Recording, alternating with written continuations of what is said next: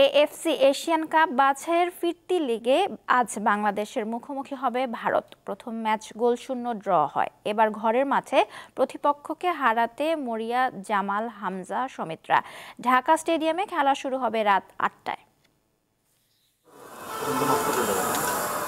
Asian cup বাছাইয়ে নিজেদের প্রথম ম্যাচে গেল মার্চে ভারতের বিপক্ষে মাঠে নামার আগে সংবাদ সম্মেলনে ব্লু টাইগার্সকে বড় ভাই উল্লেখ করে সমালোচনার মুখে পড়েছিলেন অধিনায়ক জামাল ভুঁইয়া।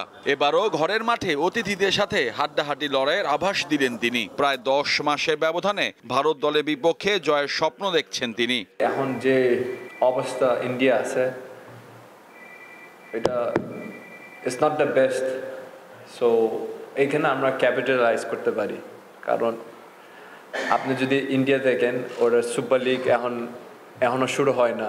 ইন্ডিয়ার players they will focus on Bangladesh. Whatever happens in India, it happens in India. But এইখানে ওরা সব খেলোয়াড়, ওরা সব professional player. Bangladesh Bharat match মানেই বাড়তি উন্মাদনা, সেটা ক্রিকেট, ফুটবল কিংবা অন্য যে কোনো ইভেন্টই হোক না কেন। সমর্থকদের মাঝে লড়াই হাড্ডাহাড্ডি হলেও মাঠের লড়াইয়ে সবসময় ভারতই এগিয়ে। দুদেশের ৩২ বারের দেখায় মাত্র ১৬ বার জিতেছে তারা। বাংলাদেশের জয় দুটি, ১৯৯১ ও ১৯৯৯ সালে, অর্থাৎ ২ যুগেরও বেশি সময় ধরে জিততে পারেনি তারা। ড্র হয়েছে বাকি ১৪টি ম্যাচ। যদিও পরিসংখ্যান নিয়ে মাথা ব্যথা নেই তাদের।